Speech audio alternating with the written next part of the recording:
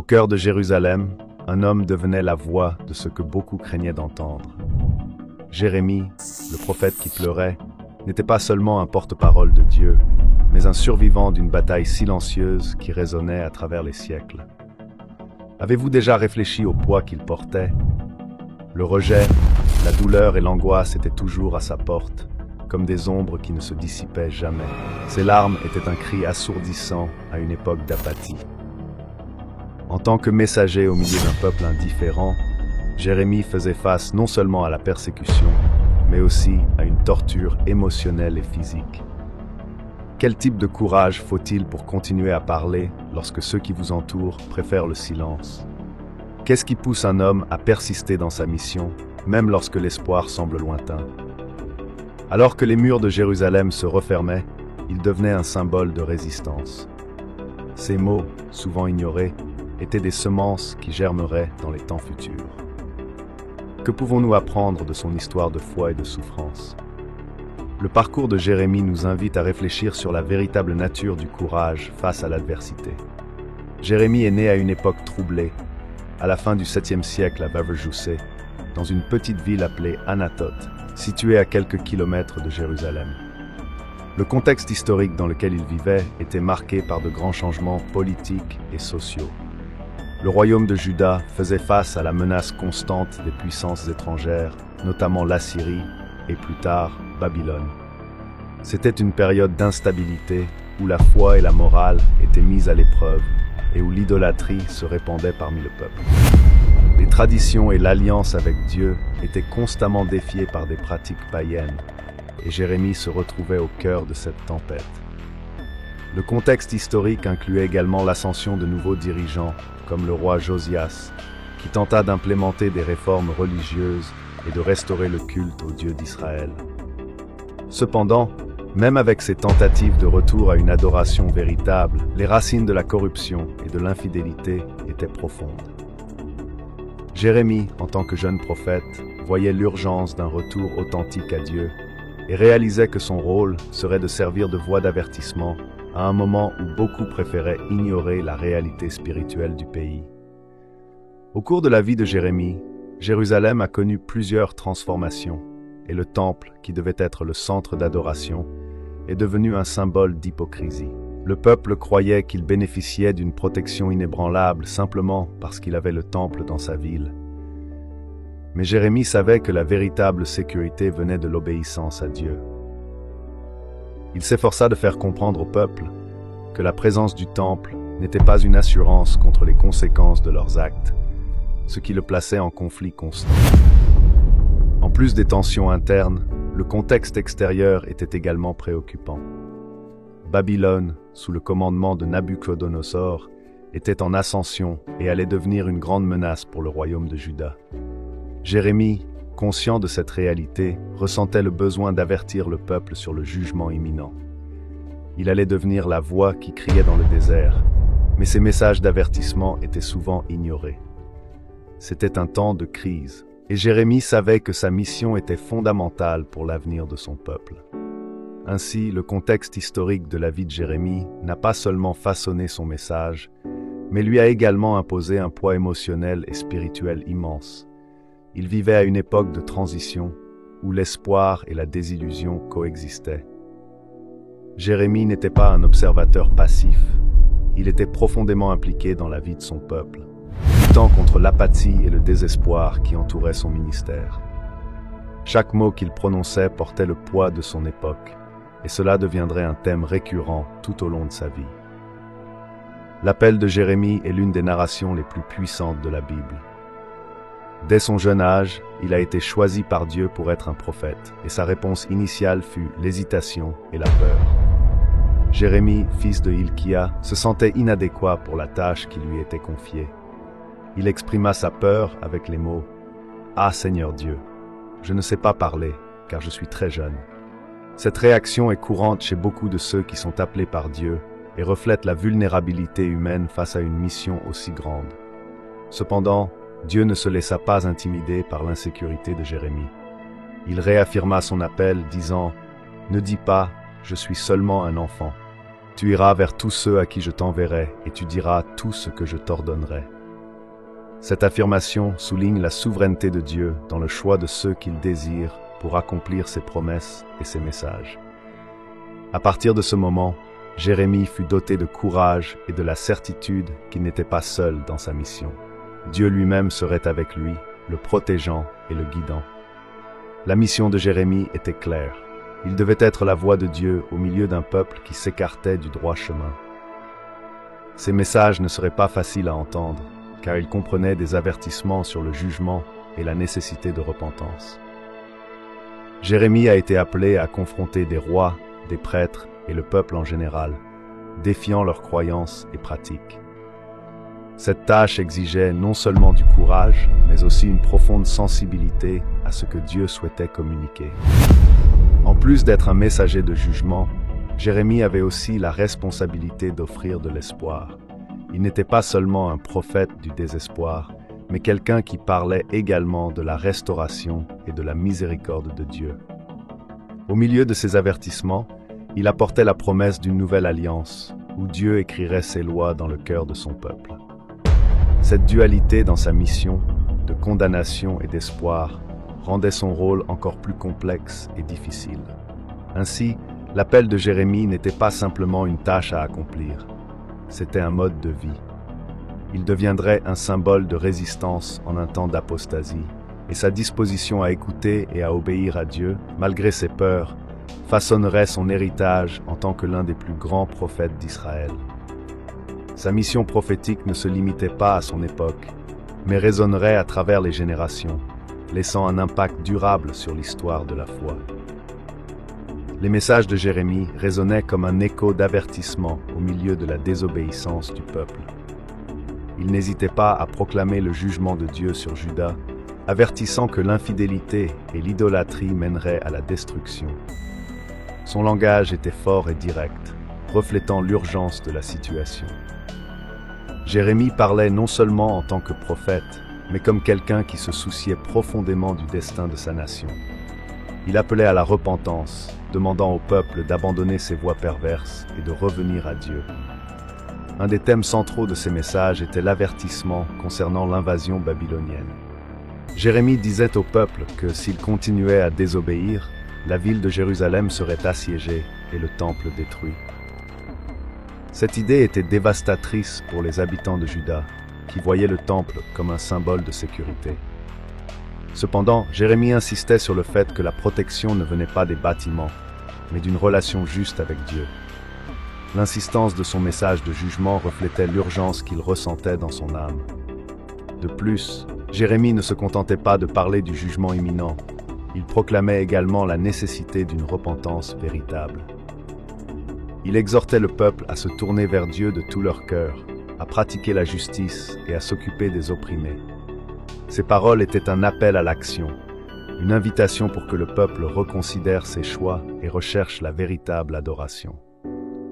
Le message de repentance était une opportunité de recommencement, un rappel que, même face à l'inévitabilité du jugement, il y avait de l'espoir de restauration.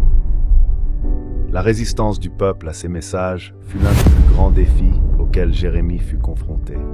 Il se heurta fréquemment à la rejet et à l'hostilité, car beaucoup préféraient ignorer les avertissements et poursuivre leurs pratiques corrompues. Jérémie devint une cible de moquerie et de mépris. Il se sentait seul dans sa mission, mais sa détermination à dire la vérité ne vacilla pas, même lorsque ses paroles étaient accueillies avec hostilité. Pour lui, la fidélité à Dieu était plus importante que l'acceptation populaire. Les messages de jugement et de repentance de Jérémie n'étaient pas seulement pour son époque, ils résonnaient à travers les générations. Son appel à la justice et à la vérité résonne encore aujourd'hui, défiant les gens à réfléchir sur leurs actions et leurs relations avec Dieu. L'héritage de ces messages continue d'inspirer ceux qui cherchent la vérité et la justice, rappelant à tous que la repentance est toujours une possibilité, peu importe à quel point on peut se sentir éloigné de Dieu. L'opposition que Jérémie a affrontée fut une constante dans sa vie prophétique. Dès le début de son ministère, il devint une cible de critiques et de rejet. Les personnes autour de lui, y compris les dirigeants religieux et politiques, n'étaient pas disposées à écouter ses messages de jugement et de repentance. Au lieu d'embrasser la vérité qu'il proclamait, beaucoup préférèrent se retourner contre lui, attaquant sa crédibilité et son caractère. Cette persécution était souvent douloureuse et isolante. Un des moments les plus marquants du rejet de Jérémie se produisit lorsqu'il fut emprisonné pour ses prophéties. Les autorités, dérangées par ces messages critiquant les pratiques corrompues et la fausse sécurité du peuple, décidèrent de le réduire au silence. Il fut jeté dans une citerne où il resta prisonnier dans la boue et la saleté, symbole de la manière dont la vérité est souvent traitée en temps de corruption. Cette expérience non seulement mit sa foi à l'épreuve, mais illustra également la résistance qu'il affrontait dans sa mission. Le rejet de Jérémie ne se limita pas seulement aux autorités, mais s'étendit également à sa propre famille et à ses amis. Il se sentait seul dans son combat, se lamentant souvent de sa condition devant Dieu. Les paroles de Jérémie, empreintes de douleur et d'angoisse, révèlent les conséquences du message prophétique de Jérémie, un thème qui me fait réfléchir sur les impacts que la vérité peut avoir sur la vie des gens. Jérémie n'était pas un prophète comme les autres. Sa voix résonnait à une époque de grande crise et de dérive morale en Israël. Il prêchait la nécessité de repentance et les conséquences de la désobéissance à Dieu. Malheureusement, beaucoup n'étaient pas prêts à écouter. Ces paroles, qui auraient dû apporter espoir et changement, étaient souvent perçues comme un fardeau et non comme un appel à la réflexion. Le message de Jérémie ne se limitait pas à de simples avertissements. Il parlait du jugement imminent de Dieu, et cela entraînait des conséquences directes. Beaucoup, en se sentant menacés, répondaient par la colère et le mépris. La vérité qu'il prêchait était une épine dans le flanc des dirigeants et des citoyens qui préféraient vivre dans le déni. La ville de Jérusalem, qui aurait dû être un phare de foi et de justice, était plongée dans des pratiques idolâtres et des injustices sociales. Ainsi, le message de Jérémie devenait un miroir, reflétant non seulement la condition spirituelle du peuple, mais aussi ses failles morales. Les conséquences du message de Jérémie devinrent évidentes lorsque le peuple commença à vivre les calamités qu'il avait prédites. L'invasion babylonienne et l'exil furent sans aucun doute des événements traumatisants qui changèrent la trajectoire d'Israël, et tout cela à cause du refus d'écouter l'appel à la repentance. Les villes furent dévastées, et beaucoup furent emmenés loin de leur terre natale, un destin qu'il avait annoncé avec des larmes aux yeux. En tant qu'homme, il ressentait la douleur de son peuple, et cette douleur devint partie intégrante de sa propre histoire. De plus, il y a un aspect intéressant à considérer, l'influence que ces prophéties eurent sur les générations suivantes. Même après l'exil, le message de Jérémie continua de résonner parmi le peuple. Ces paroles devinrent un avertissement pour les générations futures sur les dangers de la désobéissance et de l'idolâtrie. C'était comme s'il était une voix traversant le temps, rappelant à tous que la relation avec Dieu est quelque chose à cultiver avec sérieux et révérence.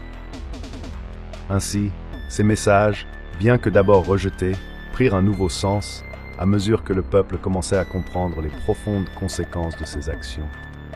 En fin de compte, les conséquences du message de Jérémie ne portaient pas seulement sur la punition, mais aussi sur l'espoir de restauration. Il n'était pas un prophète qui se contentait d'apporter de mauvaises nouvelles. Ces messages parlaient également de la possibilité de repentance et de renouveau.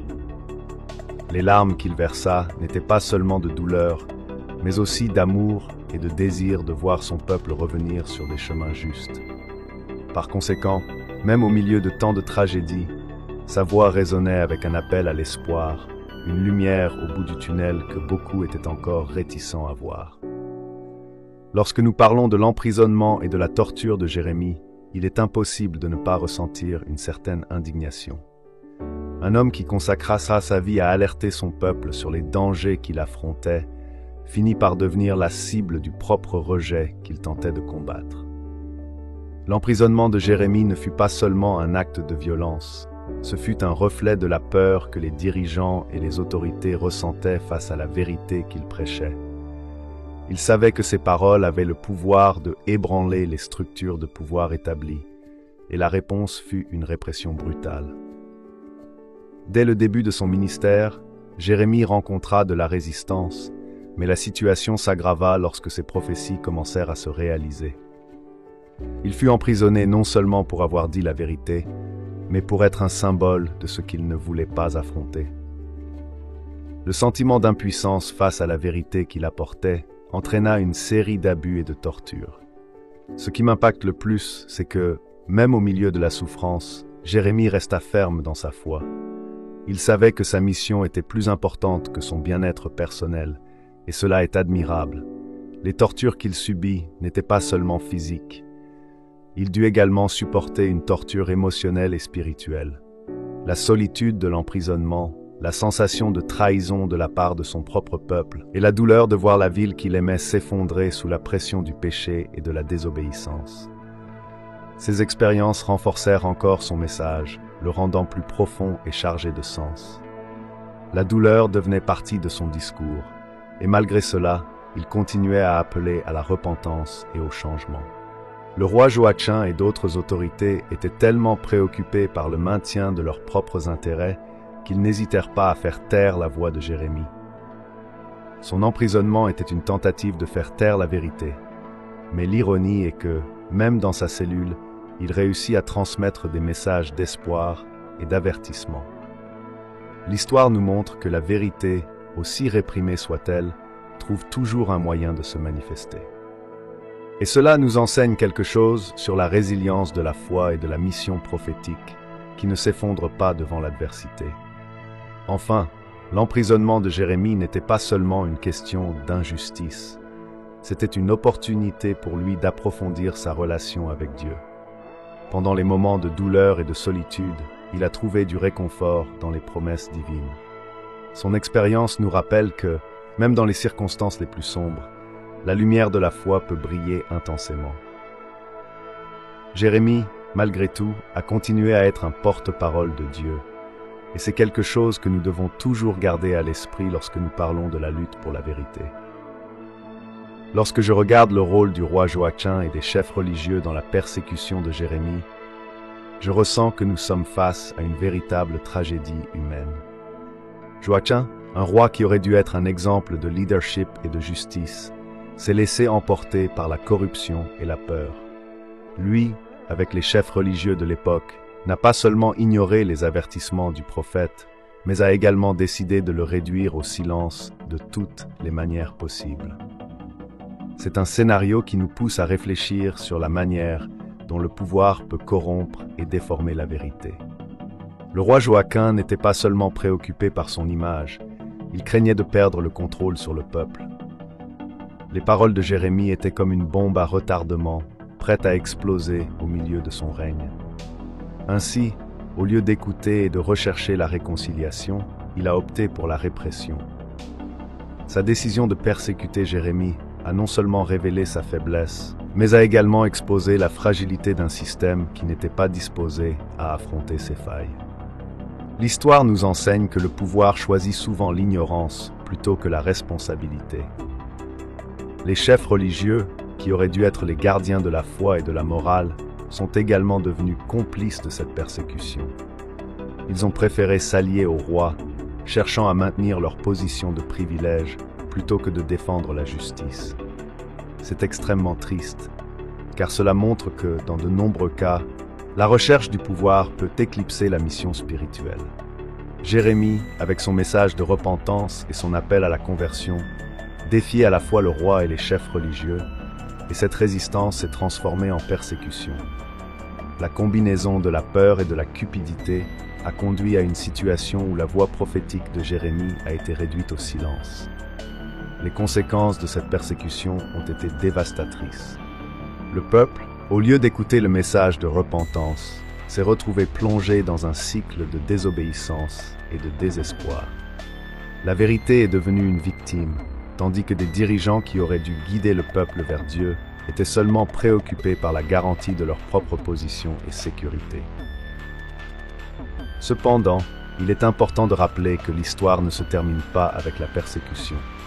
la résistance de Jérémie, même face à tant d'opposition, est un puissant rappel que la vérité finira toujours par émerger, même dans les circonstances les plus adverses.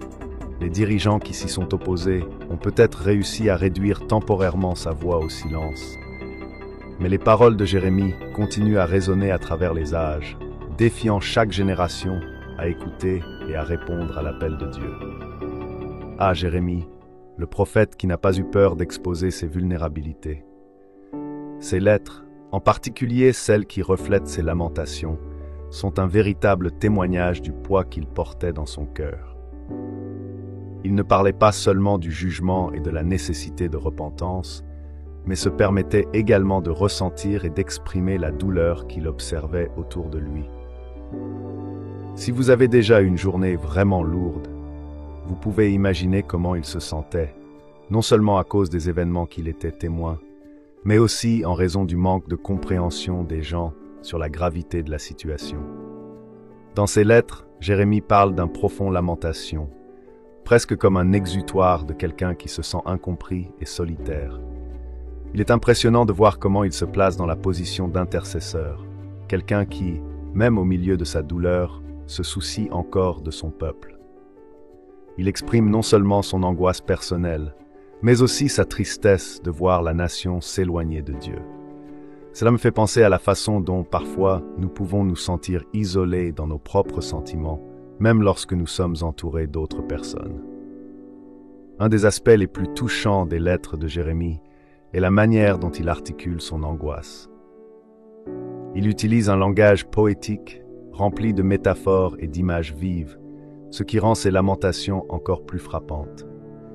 C'est comme s'il essayait de peindre un tableau de sa douleur, non seulement pour que les autres la voient, mais aussi pour qu'ils puissent ressentir ce qu'il ressentait. C'est quelque chose qui résonne vraiment en moi, car souvent, lorsque nous essayons de communiquer, les mots ne suffisent pas à exprimer la profondeur de nos émotions. De plus, Jérémie réfléchit également sur ce qui semble être l'absence de Dieu au milieu de la souffrance. C'est un combat intérieur qu'il affronte, se demandant pourquoi les choses sont si mauvaises et où est l'intervention divine. Cela me conduit à réfléchir sur la manière dont nous pouvons tous, à un moment donné, ressentir que Dieu est distant, surtout en période de crise. La beauté des mots de Jérémie réside dans le fait qu'il n'hésite pas à exprimer ce doute, montrant que la foi n'est pas seulement une acceptation passive, mais également un chemin de questionnement et de recherche de réponses. En fin de compte, les lamentations de Jérémie ne sont pas simplement un cri du cœur, mais aussi un appel à la réflexion. Il nous invite à regarder en nous-mêmes et à considérer comment nos actions affectent non seulement notre propre vie, mais aussi celle des autres.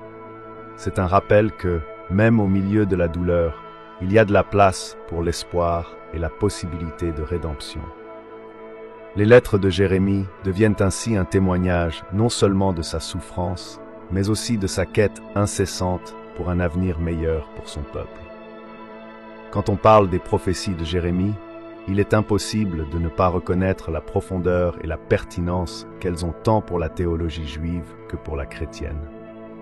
Jérémie n'était pas seulement un porte-parole de Dieu. Il a été un véritable pionnier en abordant des thèmes qui résonnent encore aujourd'hui. Ces messages de repentance, d'espoir et de restauration sont des piliers qui soutiennent la foi de millions de personnes à travers le monde. En explorant ces prophéties, je suis émerveillé par l'actualité et l'applicabilité de ces paroles, même des siècles plus tard. Un aspect crucial des prophéties de Jérémie est l'accent mis sur la repentance et la restauration. Il exhorte le peuple à reconnaître ses erreurs et à se tourner vers Dieu. Cette idée de repentance n'est pas seulement une formalité, c'est une invitation à une transformation authentique. Dans le contexte de la théologie juive, ce message est un appel à l'action, une opportunité de renouveau spirituel. Pour les chrétiens, le message de Jérémie prend encore plus de profondeur lorsqu'il est lié à la figure de Jésus, qui a également prêché sur la repentance et le pardon. C'est comme si les mots de Jérémie préparaient le terrain pour l'avènement du Messie. Un autre point qui me fascine est la manière dont Jérémie parle de la nouvelle alliance. Dans un monde qui semblait plongé dans le désespoir, il prophétise que Dieu fera un jour une nouvelle alliance avec son peuple, où la loi sera écrite dans leur cœur. C'est révolutionnaire. L'idée que la relation avec Dieu ne serait plus seulement une question de suivre des règles extérieures, mais d'un engagement interne et personnel, résonne intensément dans la théologie chrétienne. Jérémie ne se contente donc pas de déplorer la condition du peuple, mais offre aussi un espoir qui transcende le temps. De plus, les prophéties de Jérémie ont un fort composant social et éthique. Il n'hésite pas à critiquer l'injustice sociale et la corruption qui régnait dans la société de son époque. Ce courage à dire la vérité, même lorsqu'elle est impopulaire, est un héritage qui se reflète dans l'éthique chrétienne. Le message de Jérémie nous rappelle la responsabilité que nous avons de prendre soin des autres et de lutter contre les injustices.